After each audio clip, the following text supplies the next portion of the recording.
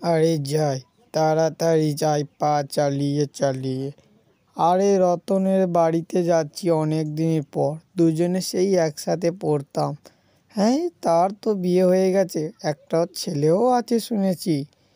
দেখি জঙ্গলের রাস্তায় পড়ে গেলাম, আরে বাবা অন্ধকার যা লাগছে।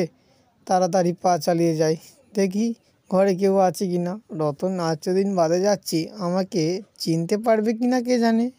আরে চয়ন, তোমাকে বলেছি না ফোনটা রেখে দিয়ে পড়াশোনা করতে।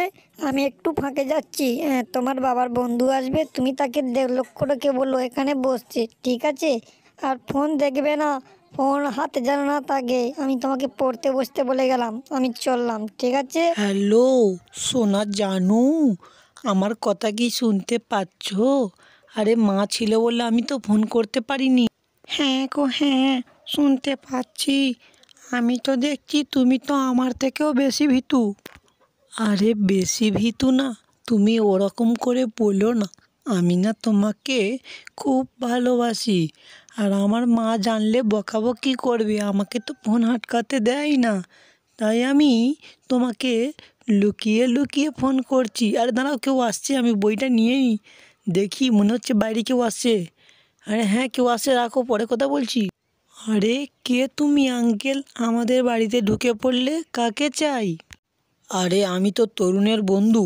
ও, তোমাকে দেখে তো মনে হচ্ছে তুমি তরুণেরই ছেলে। তোমার নাম তো চয়ন। হ্যাঁ, অনেক ছোটবেলায় দেখেছিলাম। তা কেমন আছো?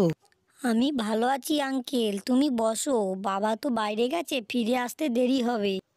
তা তুমি কি করছো? লেখাপড়া করছো বই নিয়ে হাতে নাকি? ও, আরে আমাদের বেলা যে কি কঠিন নাই ছিল, আমরা তো একদমই পারতাম না। আর তোমাদের বেলা দেখো কত সহজ করে দিয়েছে। কেন, তোমাদের বেলায় কি ক জায়গায় মো থাকতো, মোর জায়গায় চ থাকতো, চর জায়গায় কি চন্দ্রবিন্দু থাকতো?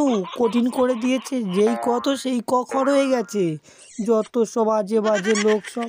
যাও, চলে যাও, বাড়িতে এসে উল্টো পাল্টা গার্লফ্রেন্ডের সাথে কথা বলছিলাম, ভেস্তে দিল। হ্যাঁ। ওরে বাবা, এ তো দেখছি তরুণের ছেলে, খুব ভয় না, আগে পালাই বাবা। বন্ধুরা, ভিডিওটি ভালো লাগলে একটি লাইক ও চ্যানেলটি সাবস্ক্রাইব করে যাবেন এরকম নতুন নতুন ভিডিও দেখার জন্য।